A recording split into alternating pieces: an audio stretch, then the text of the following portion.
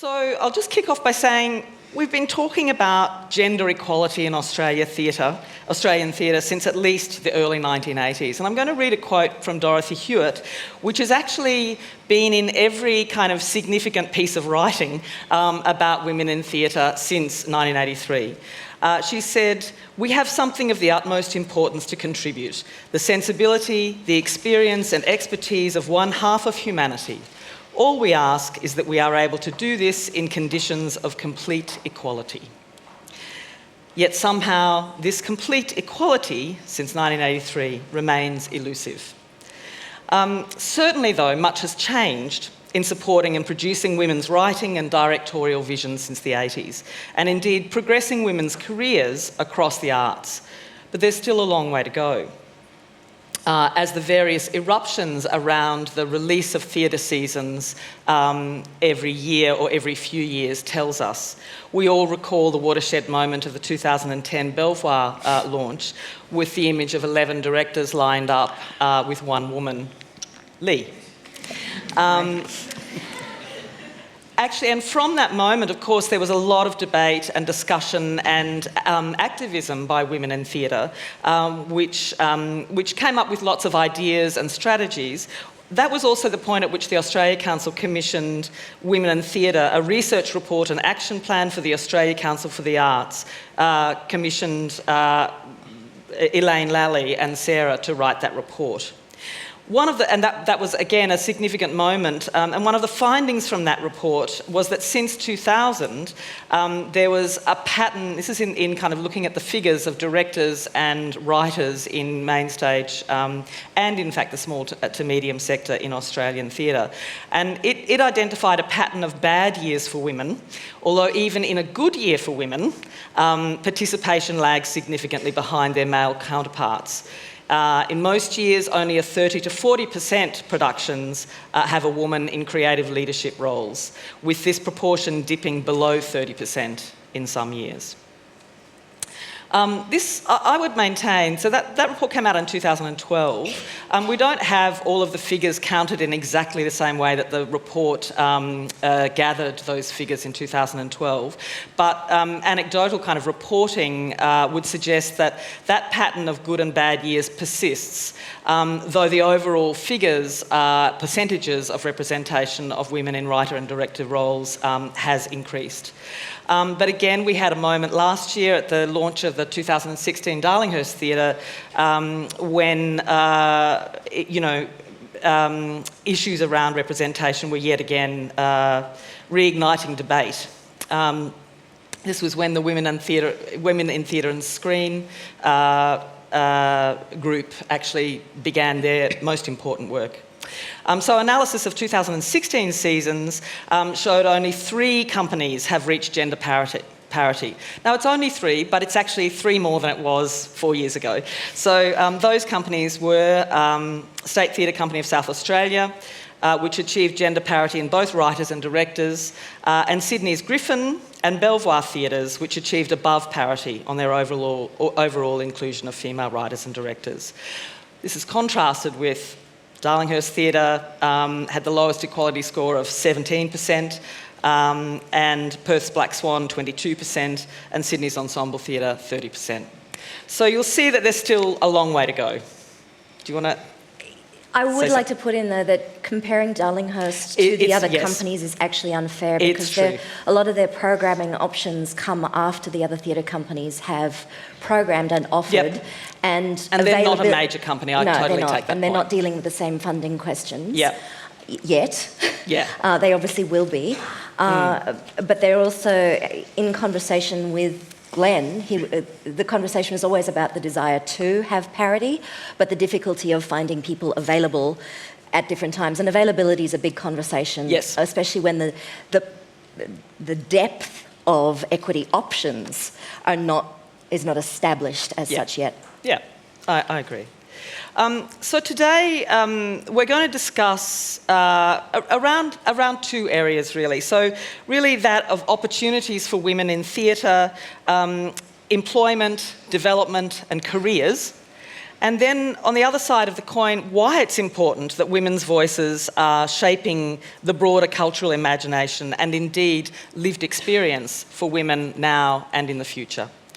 I might start by asking Van a question. Last night, Piper Kerman was talking about, and I think today in her paper, was talking about the difference between teaching women and men inmates writing skills, and that men were very quickly able to grasp themselves as the protagonist and subscribe to narrative tropes, what doesn't kill me makes me stronger, while women were much slower to move to that. And Van, I know you have a passion for challenging cultural representation, how women are located in narrative structure as objects rather than subjects, and the privileging of male viewpoints.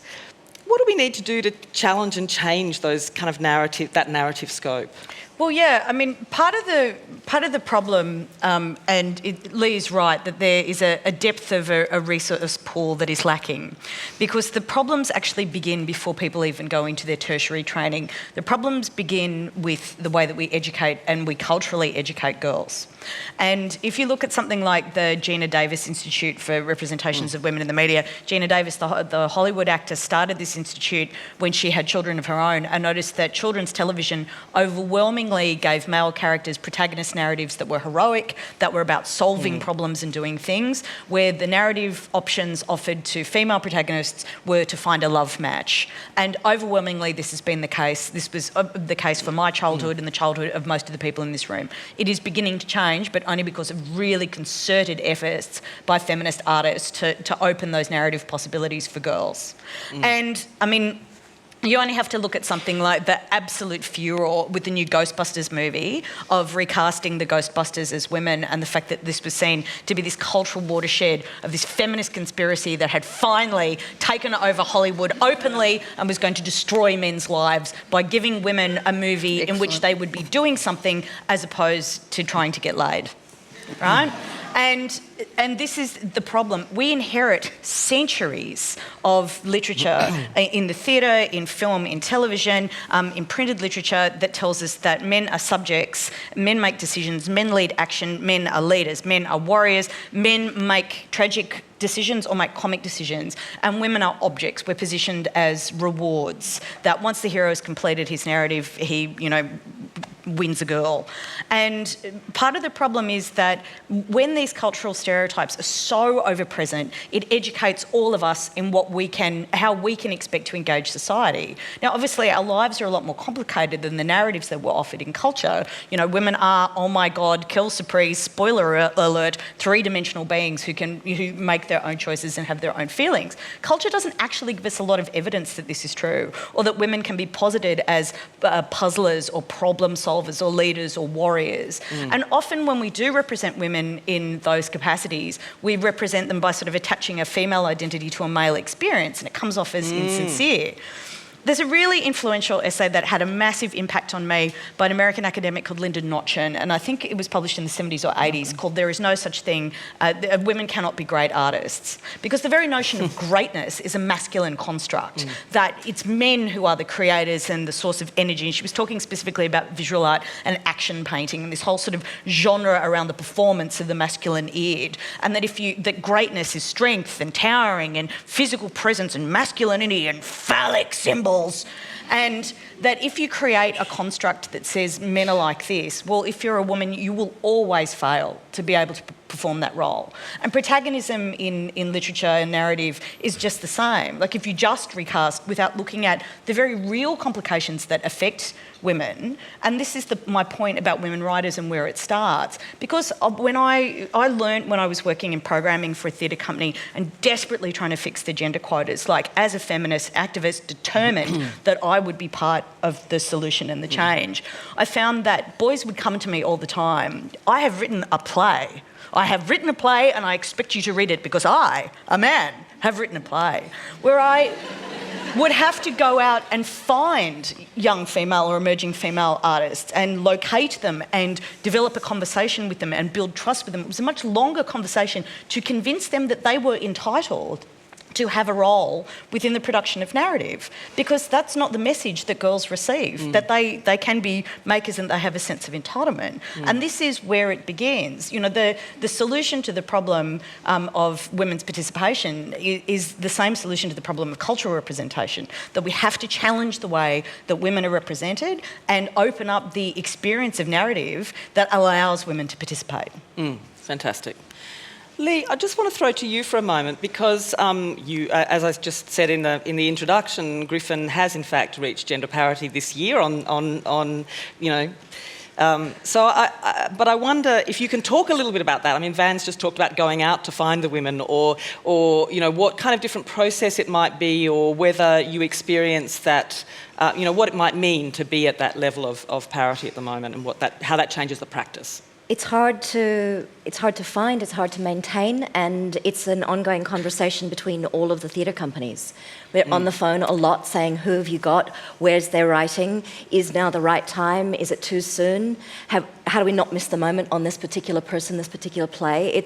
The consciousness is all there. Pulling it off each year is difficult. Yeah. And I think I can feel it changing the way the theatre companies are working together. The conversations are a lot more open than they used to be.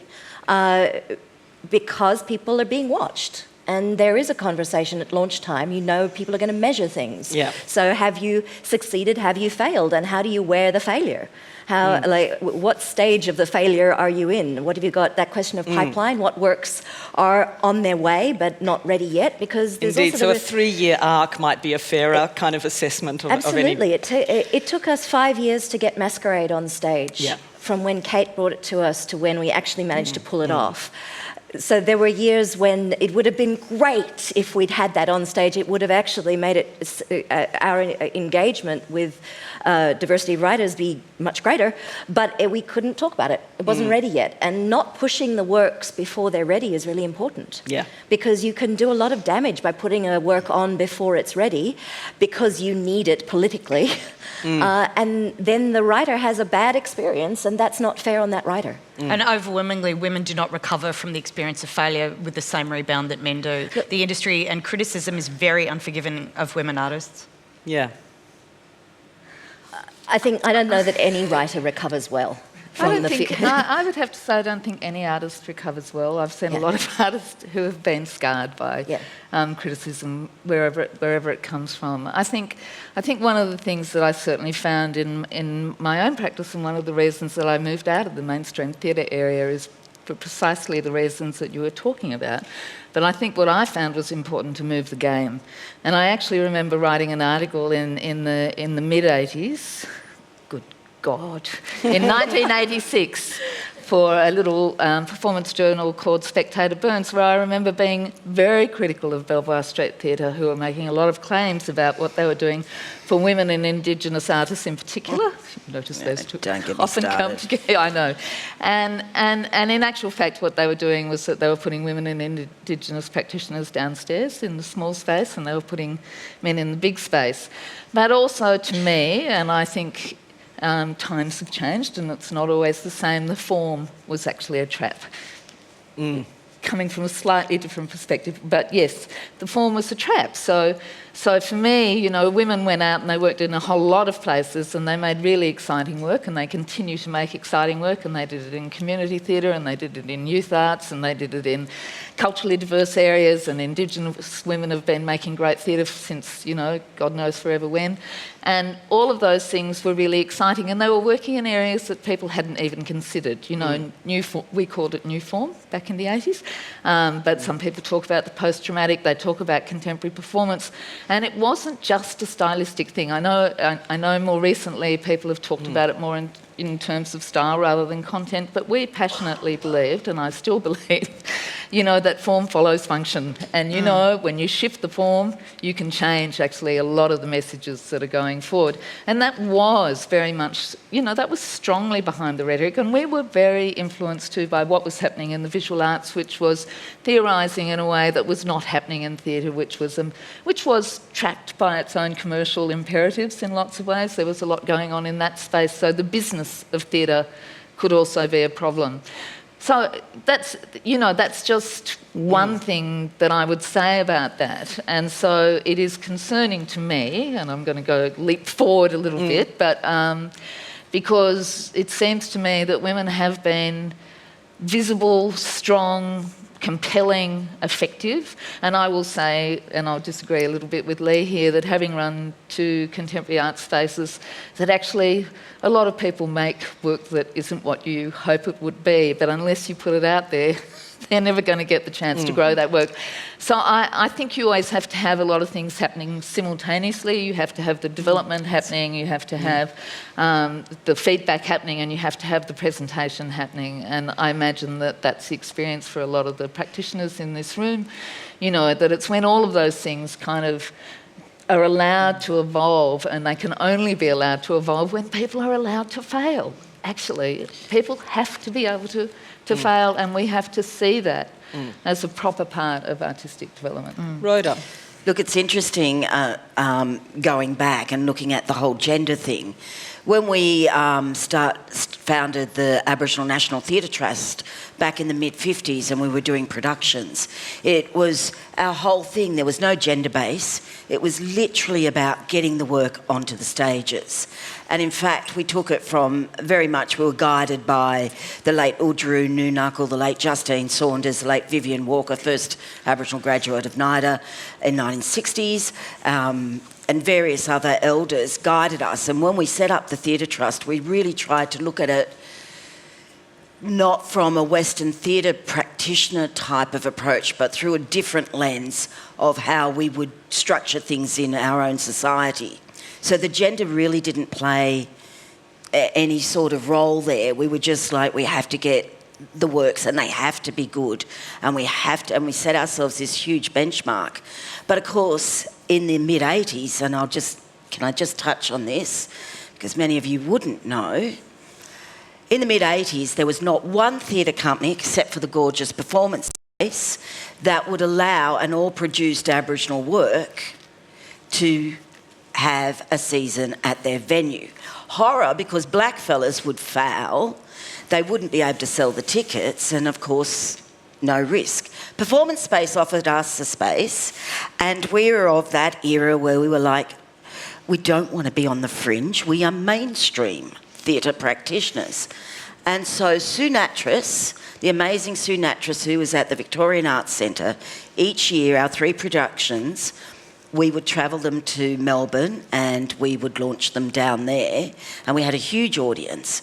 But we did not have that audience in Sydney until another woman, Chris Westwood, became the general manager of Belvoir Street, and she lifted that ban to allow us to put our shows into Belvoir Street.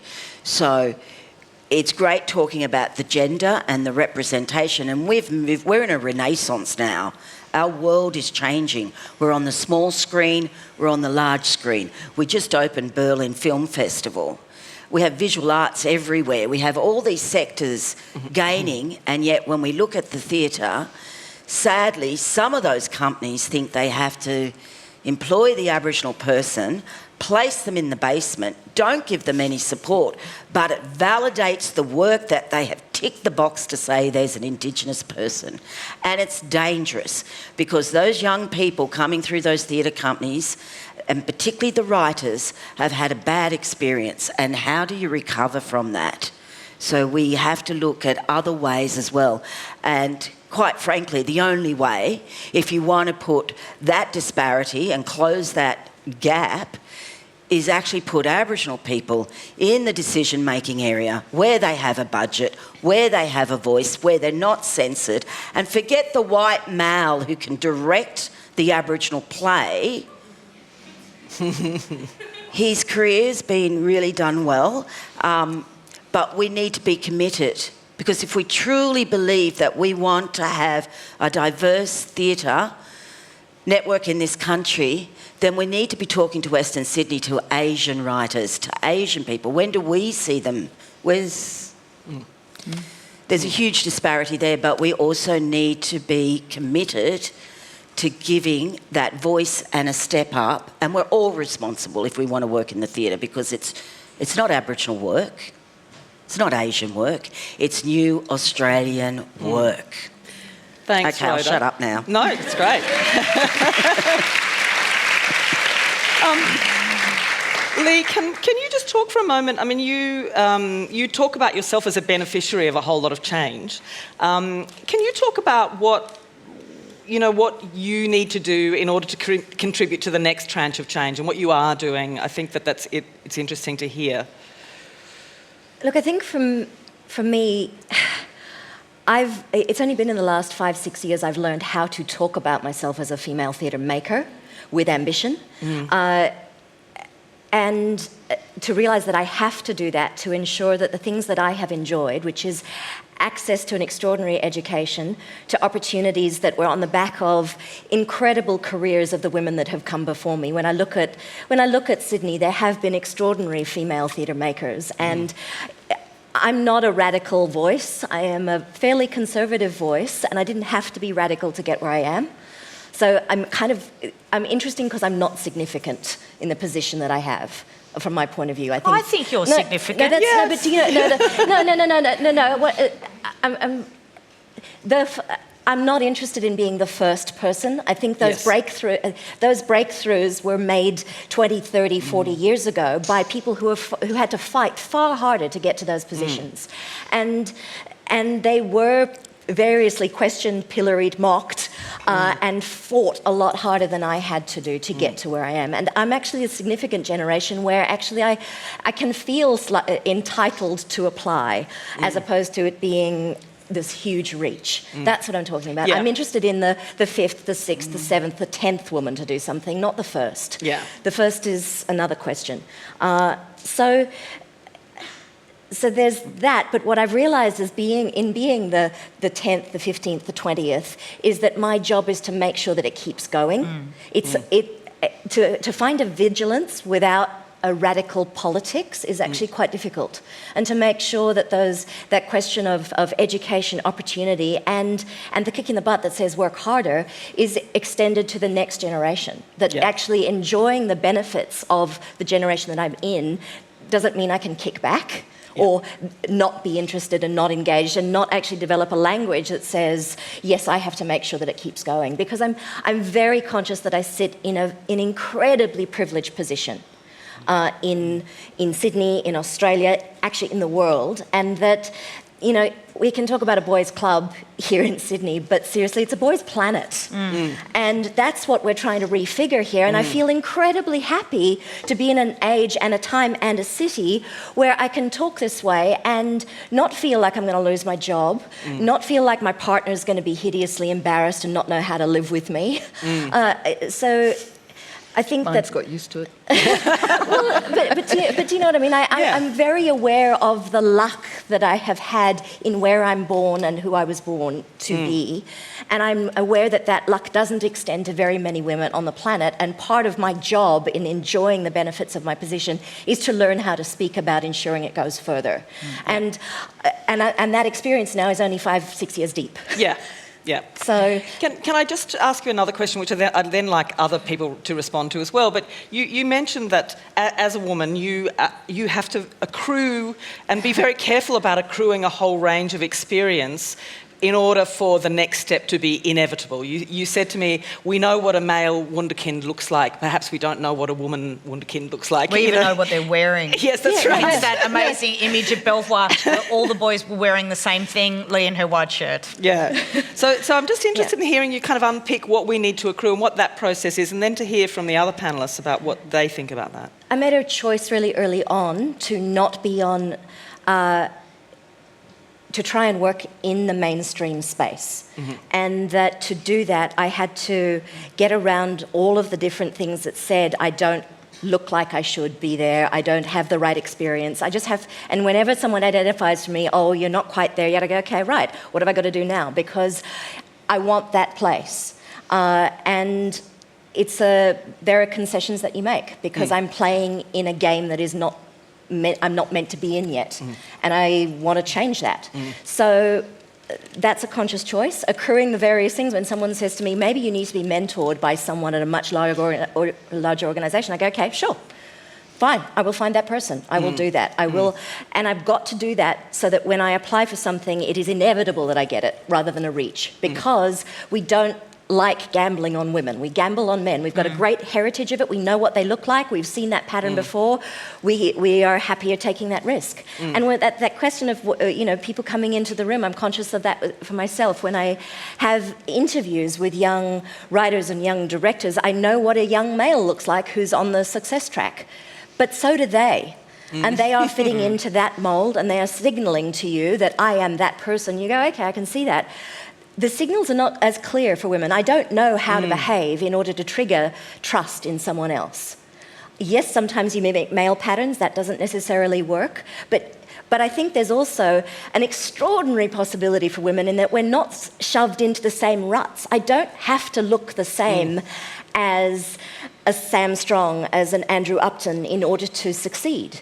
I can actually, there's a lot more freedom available to me to invent the way that I want to work. Great. So I find it actually quite a positive time, and I look at a little bit with pity at the young men, at the way they see a path, and they think if they stick to that path, they will win. And I go, actually, not so much anymore. Yeah. And I'm ready to go off the path because that's what I have to do. They're not so ready. No. So I actually think we're better equipped for the next 20 to 50 years. Great. Can I tell my favourite story? Sure. Because I've worked in programming. Like, I've been one of those people who sit in the meeting where you have all of the key makers, key theatre, key artists on the projects, and they come in, and it's all happening now at the moment, like in all the major theatre companies, people are coming in and they're showing you their wares, and the female key artist comes in, and she will have this amazing resource with her. It will, if it's a female director, she will come in with this massive binder full of swatches of material and lists of personnel and about 26 alternative budgets. So I can do the show for $100. If you've only got $100, I can do this, and I've done this, and I've done this, and blah, blah, blah. And I could work with this person. I'm happy to collaborate. I'm more than happy to take a mentor on board. I'm happy to do whatever you want, and I've thought about this and I've researched it, but I could do another project and it'll be fine. Alternatively, and this happened, young male artist comes into the room and it's like, young male artist, what have you got for us? Lies back, scratch.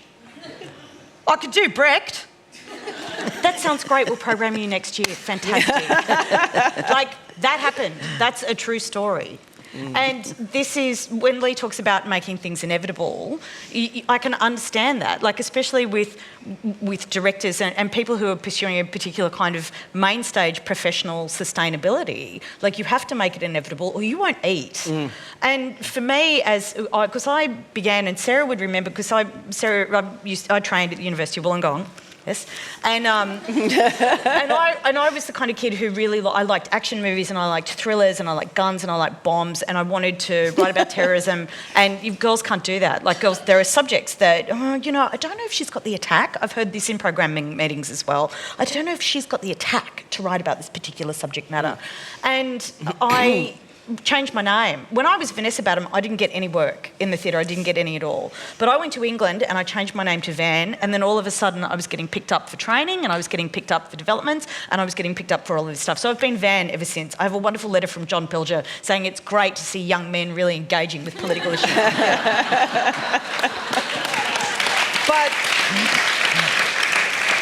what happened to me was that I was pursuing, like, my artistic practice in a narrative text-based realism way. And I found as I got older and less concerned about the approval of men, because as a woman, there's this wonderful thing that happens.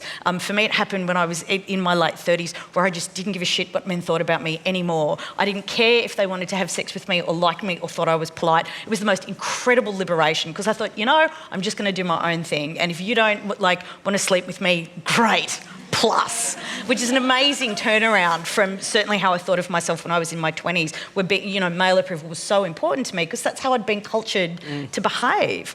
And I stopped calling myself a playwright because I realised the form I was working in, narrative text-based realism, women cannot win in that form. I don't think that's true. I don't think women can. I genuinely don't, because I think if you replicate the formal structures of patriarchy, you re-perpetuate its messages. And for me, I wrote a play that was about a strike of female theatre technicians. These women are getting sexually harassed in the theatre company where they work for, and all of this is completely made up, by the way, an incredible invention of my imagination, and they decide to go on strike. And I was working with the dramaturg, who's a young feminist, Jenny Medway, who's fantastic, and I was like, these women cannot win. I could have them win the case in the play, but the audience will side with the boy characters, because they're funnier and they're all of these things. And I realised that the only way I could take control of that story was for something magical to happen. So I solved the problem. I had trees come through the floor and all the men turned into deers and the women hunted them and killed them. So... But for me, it was like this light bulb moment of going, I have to liberate, as a feminist, I've got to liberate myself from form. I cannot make feminist work of any sincerity unless I throw realism in the bin. Because if I'm replicating the real, I will continue to replicate the messages of the real, which are women are lesser, women have less agency, women are objects, men are subjects. And that's when I threw out the word playwright and became a theatre maker and took charge of my own practice. That's come at a huge cost. Like, a kind of mainstream trajectory I might have been on, I have given up. But do I feel better, and am I making work that I think is better? Yes. Great. Okay. And we all don't have to agree. I think it's an interesting... I'd just like to ask you, Rhoda, just for a moment, just around that succession issue. I know you care a lot about succession, both within your community and in your workplaces, which are multiple. Can you talk a little bit about how you... I know you work a lot with young Indigenous women and men, but what are your strategies for taking care of that next generation to have the greater opportunities? Thank you. Yes, I agree. We're in a very privileged position. I probably have the most privileged position of any First Nations globally. Being head of Indigenous programming at the Sydney Opera House is a huge responsibility. And so it's really about learning what I learnt from my mentors, who were men and women. I had mentors of women in the theatre, but then I stepped into the music industry and I had Michael Chugg and Peter Noble as my mentors. The blokiest bloke you could ever possibly think of. But I learnt to listen, and that was the big thing. And what they did for me, particularly the women, that I worked with, from Justine Saunders and Lydia Miller and various other, look, the list could just go on forever. Wendy, oh gosh, just so many people gave us a step up. And what they taught us was, your path's going to be different because you're thinking differently. So you've got to consistently learn to compromise, but also have plan B that can be flexible. So it was like this world that we'd want to do this and they go, no, just go over here. So I think the big key was they allowed us to jump in the deep end and tread water. They really threw us, instead of going, right, you can buddy us and you can be assistant director on this theatre piece, they would actually give us a scene or a moment or a project or something to do where we had to cut our teeth. And it was really about that work ethic and also really testing us. Aboriginal politics and women in the theatre are very strong. They've had to be. So if you don't cut it, you're out. There's Richard Bell says there's a longevity of 5 years. If they haven't cut it by then, they've gone. Don't worry, move on. And I go, no, I can't invest all this time and worry and love and nurture into this person knowing in 5 years that they could be gone. So I've gone back going, they won't be gone because I'm going to make sure that I'm the road worker.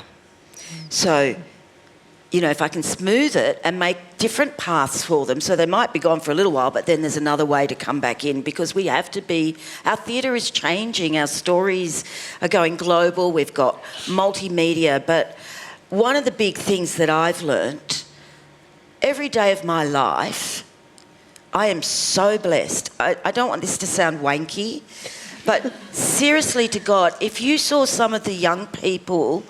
And I'm talking black and white, male and female, but, a lot of the women that surround me now, oh my God, they are just so smart. They're so articulate. They've been to university. I left at fourth form, shows how old I am. You know, they're just incredible. And they are on this huge... In 10 years' time, we're going to see an Aboriginal circuit in theatre. We're going to see directors and writers like you who are writing material about where they are, not specifically about who they are, because we'll have grown. We need to tell those stories now. Don't get me started on the colonisation stories at the moment by the white males.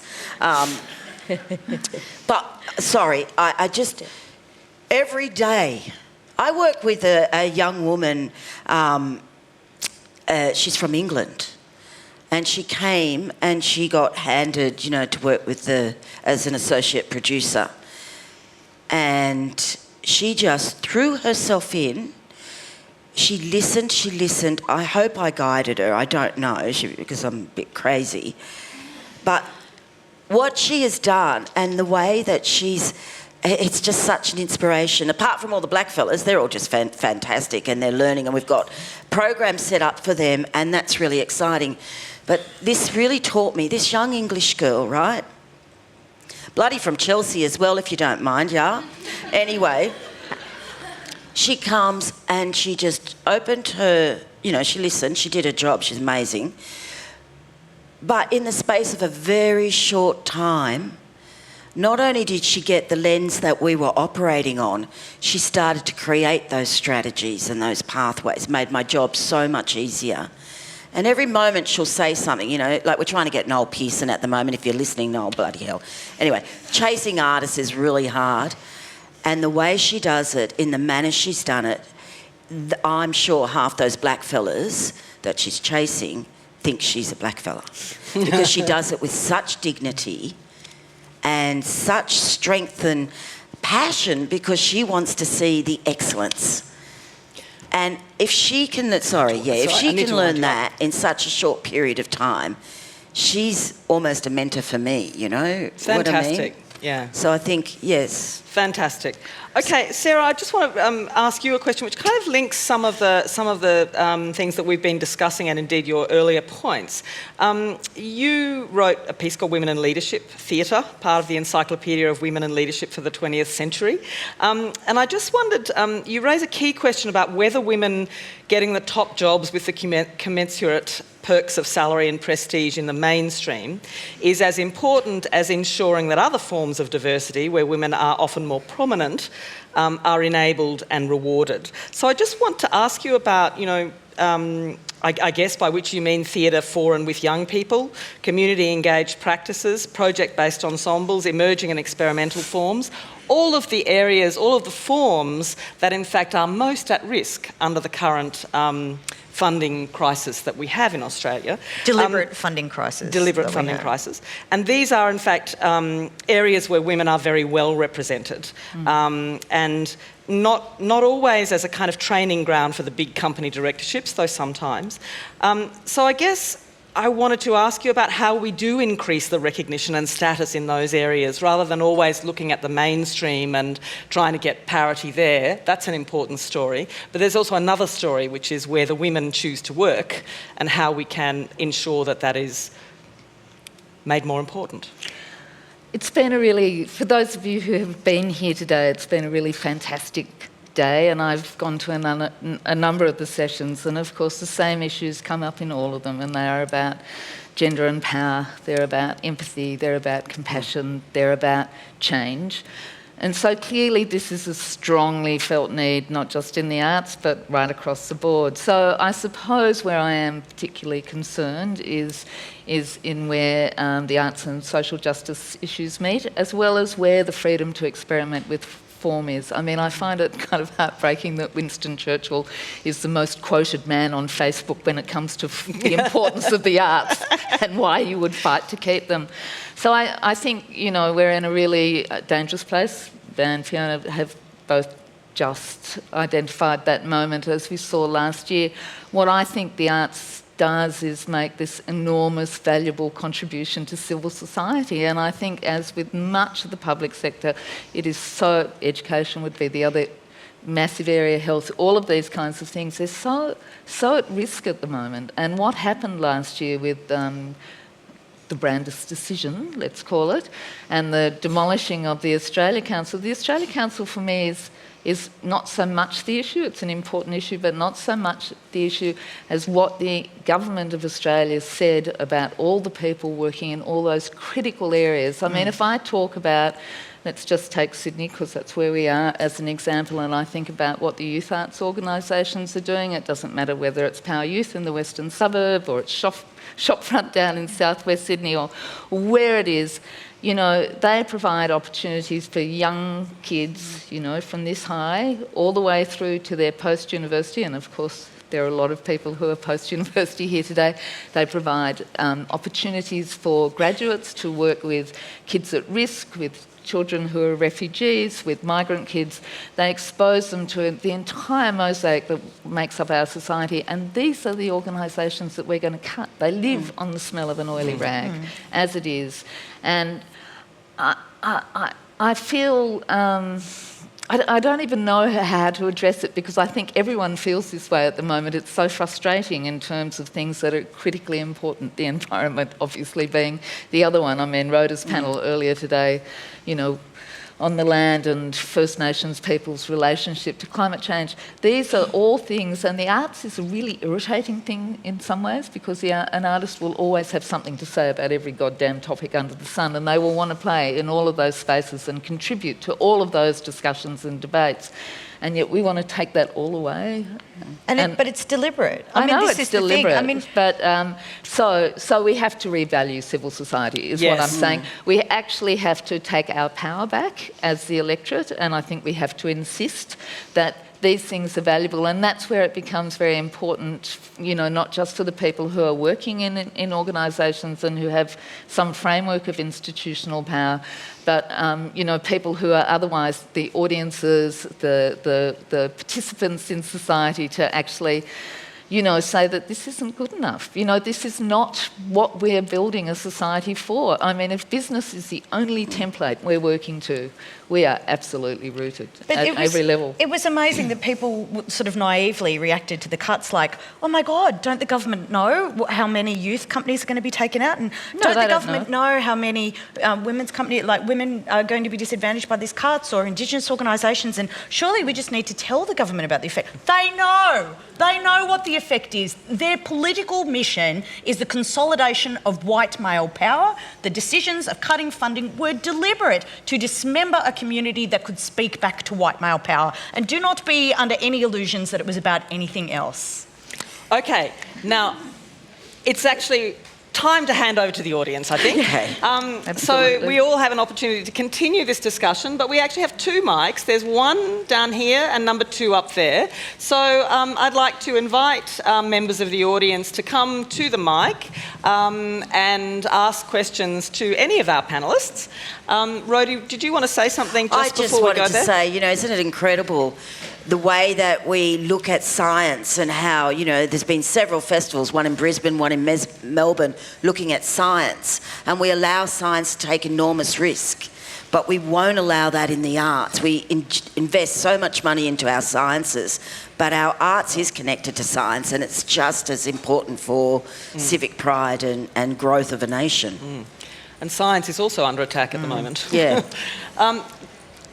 One, please. I wanted to ask Rhoda you a question about mentorship, because you were asking about you were talking about mentors before. I'm not in the theatre business. I'm in the music business, and I spend a lot of time touring around with a van full of boys and 2 other grown men. So it's a real boys' club. But I know that in my experience, it's been really difficult to find women to mentor me, or even just to talk to. About the difference in experience that you have as a young creative woman. I wanted to ask you, particularly, do you think there's a difference in the way that women mentor men and women? And is it important to have that woman-on-woman mentorship in the arts? Great. I think it's absolutely important. Women and women, when we gather, we talk, we nurture, we provide. Men just throw you out there for the lions and hope you come back. There are a lot of women coming up through the music industry, you know, from areas of syncing right through to publishing, and I'm more than happy to give you some contacts because they're pretty dynamic, and there are a lot of women that can obviously mentor you and give you that sort of advice, especially on the road. Yeah, I just was interested in the way that women mentor, particularly, and that they do seem to me to be a lot more encouraging. And when you're talking about young artists, that's really what I think about when I think about you know, the seed that needs to grow. It just needs a lot of encouraging. And I find that men in general are more sort of critical and you know. Women are strategic, they're organised, and they're mothers. So mentoring is the same as raising a child. Okay, can we go to the second question, please? On number 1, yep. Hi there. Okay, And so speak directly into the mic, please. Yeah, beautiful. too tall. Okay. So my question does sort of apply to men as well, but I guess we're here to talk about women, so we can just focus on them. It's okay, we all know some men. But, I just have a question coming off of the back of the whole Oscars so white controversy. I also work in media, not in theatre but in I work in television, and there is just such a lack of diversity on Australian television and in Australian theatre as well to a degree, and in Australian, you know, movies and such. I find unless it's specifically about people of colour or people of different, you know, cultures, unless it's specifically about their culture, I just feel there's no discussion about it, and people don't talk about it unless it's I don't know, unless it's coming up as a controversy, as an argument. And I just wondered if that was something is it an issue within the industry itself, or is it just something that's spoken about socially, or? No, of course it's an issue within the industry, because the other thing is that the audience is changing and the audience is more visible. And one of the important things to work out is that we know who our audiences are better than we ever have now because of the computer program that processes your ticket. It knows who you are, what your gender is, where you live, probably how much you earn. And we know that theatre audience in Australia is a female audience. And we know that if you put a young woman or a recognised female name on a poster for one of the big companies in Melbourne, you'll get a higher ticket sale than if you put a man, a young man or an older man. And we know that women as an audience are looking for female-led protagonism. And we also know that our audience is diversifying, that these groups that have been marginalised from the audience, and specifically I'm talking about Asian Australians who were invisible in our culture, there are deliberate efforts that are being made to reach those people, because the future of the art form, the future of the community, the future of theatre as a means of social communication depends on diversity. There is a conversation. You need to read more. There's a book out. I would have put it back to you because there is actually a huge I understand conversation there's a going conversation on. online. I more mean like behind the scenes. Oh, within the I understand companies, it's- absolutely. And there's been a conversation for over 40 years. Can I just respond to that? I think your point is really well made, because in actual fact, whilst there is a conversation, the fact is that audiences for theatre, and I'm going to specify theatre because it's quite different, particularly in the main spaces, are overwhelmingly white and middle-aged. And I find it unnerving when I go to the theatre, and as you can see, I'm a woman of a mature age, and I am the youngest person in the audience. It is a significant issue, I think. It's also the diversity of the audience. And it's also, I say it, you know, because I work in a university, and it's really clear to me that when I sit on the stage at graduation, which is something I love to do, I can recommend it, and watch all those beautiful young people come up and get their degrees in various areas, the arts is still the whitest area. It is indisputable that it is the whitest area, and there are lots of reasons for that. That's to do, you know, like with histories of privilege or not, you know, access to education, a whole lot of other things. But when I watch the kids in engineering graduate, oh my God, they are from everywhere. And it is an astonishing thing to see. So I don't think actually that we can settle with the idea that what we're doing at the moment. I mean, there are great producers. I mean, I think of Annette Chenoir and the work that she's doing with William Yang.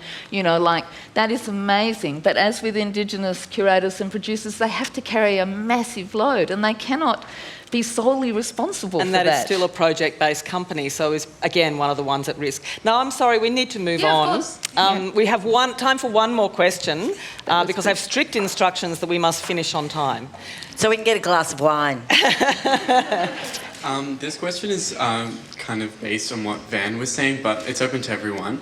Van, you mentioned briefly about female narratives in your theatre work, like with the strikes and stuff. But it also came to mind me thinking about male playwrights who have written in female spheres of narrative, like Henrik Ibsen, or even playwrights like Tennessee Williams, whose work is concerned like feminine violence and stuff.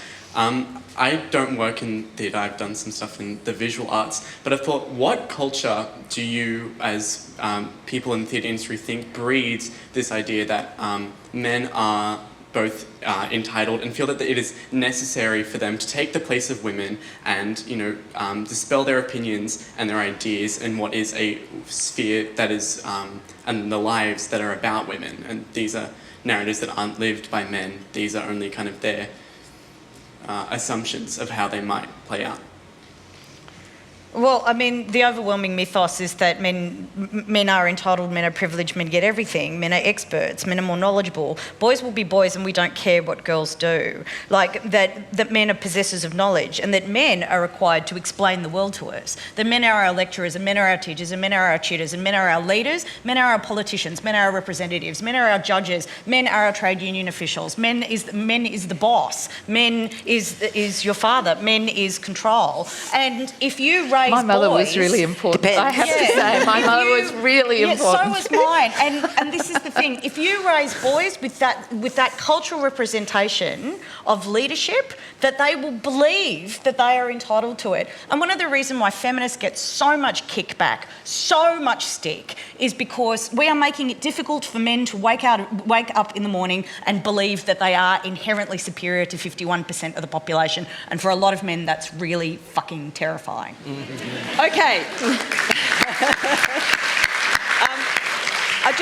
Lee was wanting to get a word in there, and I think we'll just hand over to Lee for one second. 1 second. I learned an enormous thing working on one of Van's plays a few years ago.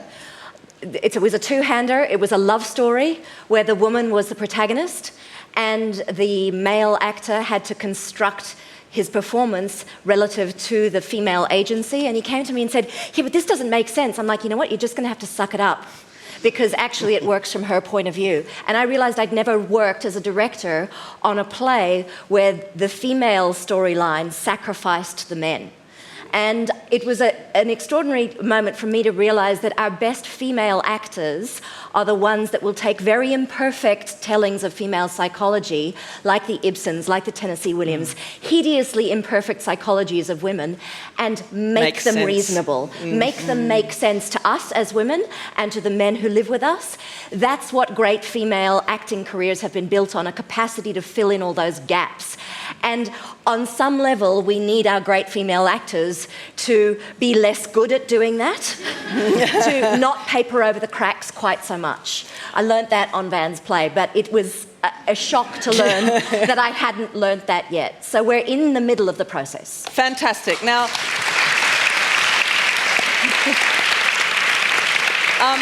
as you'll see, this group of fantastic women arts leaders don't agree with each other on everything, but they've got a lot to say about a lot of things in terms of the Boys Club and indeed women in theatre. I'd just like to thank everybody. White Club.